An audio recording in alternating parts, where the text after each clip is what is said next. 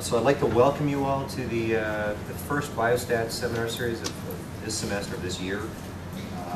We're real happy to have Professor Huayun Chen from the University of Illinois, Chicago here visiting us for a couple of days. And he's got an interesting background. He's got a bachelor's in statistics from Peking University in China, a master's in biomathematics as well from Peking Medical University, and then a PhD in biostatistics from the University of Michigan, where he worked with Rod Little on some missing data problems. So his areas of interest are missing data, as you'd guess, with survival and longitudinal data applications. He's done some work in outcome-dependent sampling designs, case control, matched case control, two-stage sampling kinds of things. He's done some work in causal inference, which at one point was kind of a hot area as well.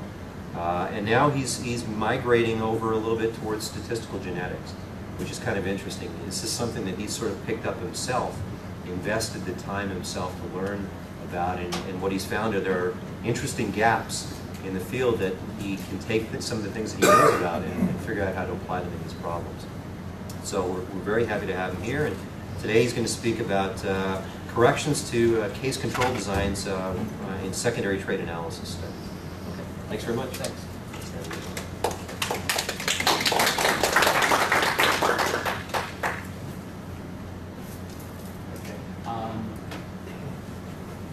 So this is basically the outline of my talk.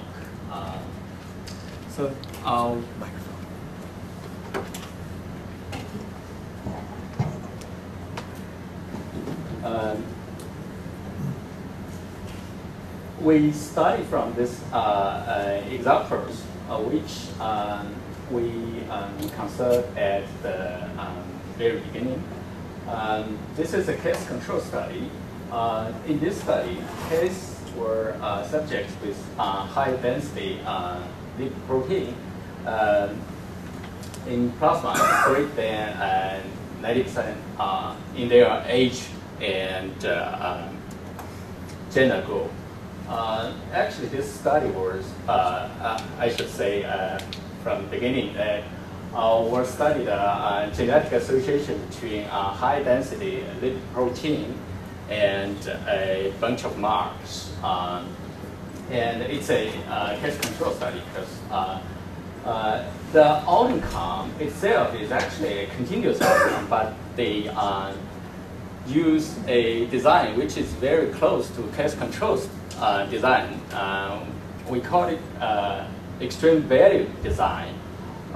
In this kind of design, where subjects with very high measure of the outcome, lipoprotein, or with relatively low measures were sampled into the study.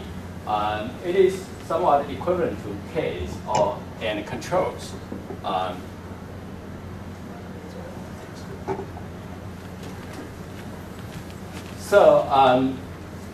In the data, they only keep case and control status in the data. So we are going to analyze this data use case and control status. Okay. So in this study, they also measured aside from this high density lipoprotein, those low density lipoprotein level in plasma and triglycerides. It's another biometrical measurements and a bunch of some other outcomes.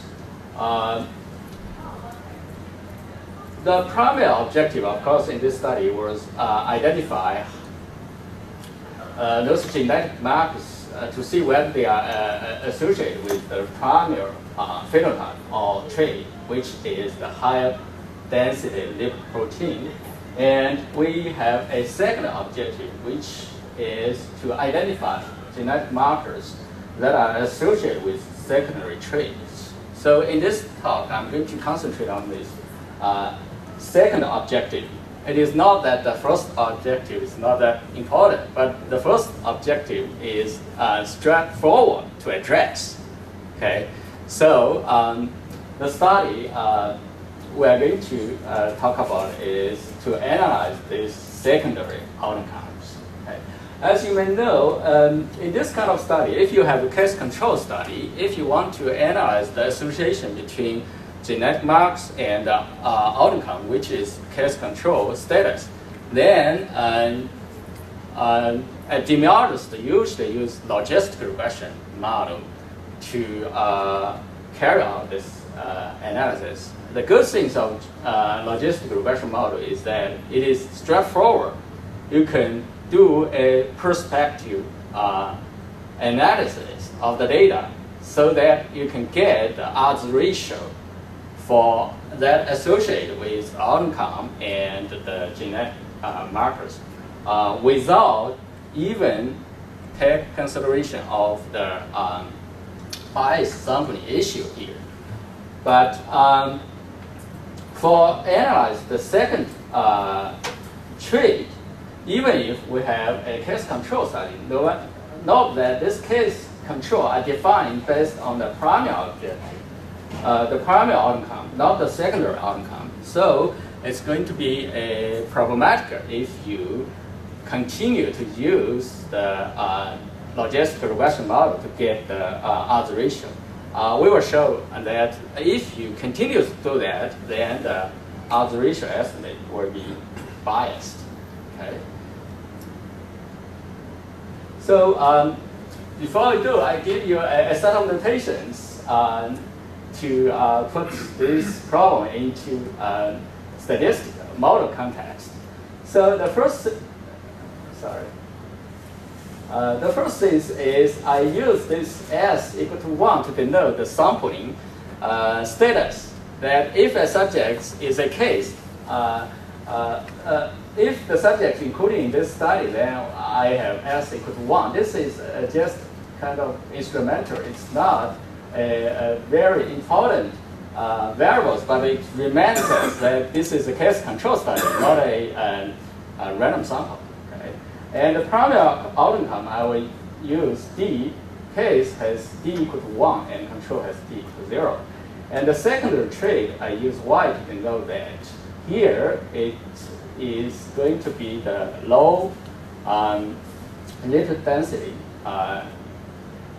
The genetic marker, I use this G to denote E. And the environmental factor, I use E.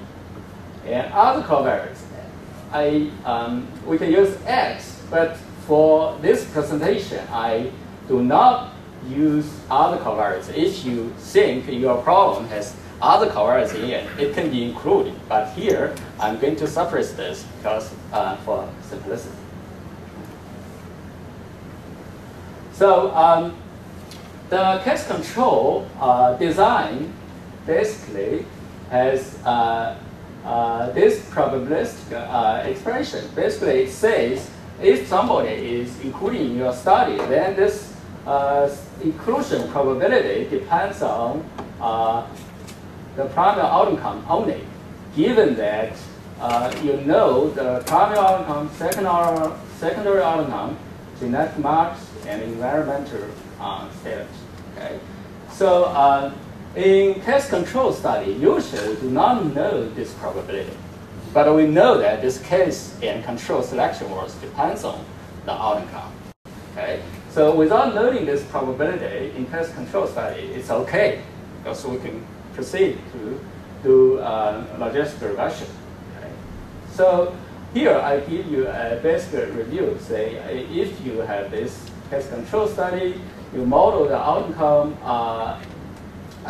condition on genetic mark and environmental factors by this logistic regression model, and then you can proceed to fit a logistic regression model to estimate all those parameters which represent the odds ratio between those variables and this primary outcome, except that this intercept parameter is different from this one. Usually the intercept is not of primary interest in lots of case control studies.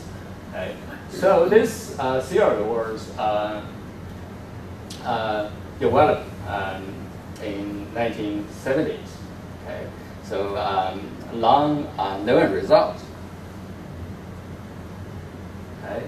Now for the secondary trait analysis, if you take a look at this sampling probability, say now if I look at the sample probability, given that the secondary outcome, the genetic mark, and the environmental variable, then this probability can be right in this, expanding this way. Then we know this one depends on first outcome only. This one depends on first outcome only. But this model could potentially depend on genetic mark, environmental factor, and the secondary outcome. So if you look at this, this does not satisfy the requirement that given secondary outcome, genetic mark, and environmental factor, this sampling probability depends on the secondary outcome only. If that is satisfied, it can be treated as if it's case control study. But this apparently may not be satisfied.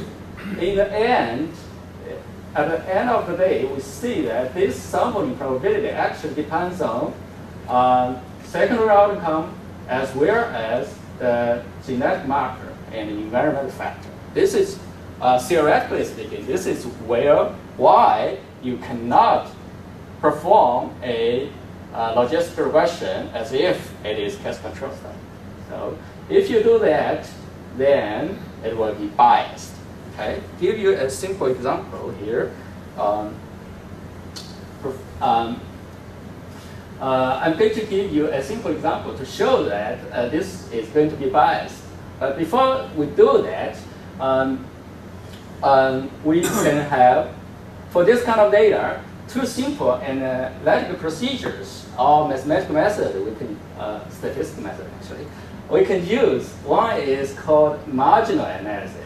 Basically, you fit a logistic regression model for y given g and e, ignoring all those things related to bias sampling.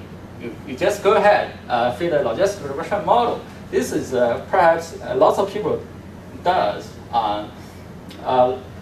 do in practice if they do not have a very solid statistical training or do not consult with statisticians. The other one is say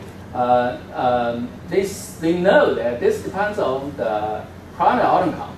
So what they do is run a logistic regression condition on genetic factor and environmental factor, but also condition on the case control status.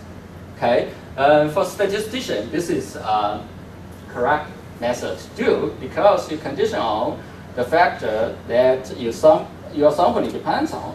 It's okay, but the problem here is that for this analysis, it does not give us the right estimate. Because in this kind of situation, we want to look at the association between secondary outcome and the genetic factor. Okay, if you do this analysis, potentially it can dilute your genetic effects. Okay,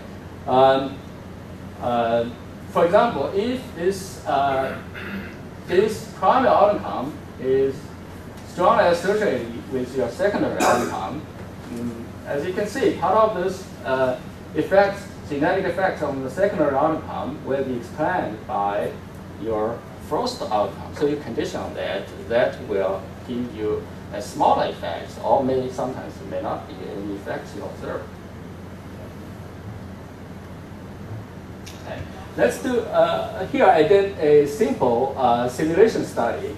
So in this simple simulation study here, my objective is to show you what kind of bias you can observe in this kind of situation.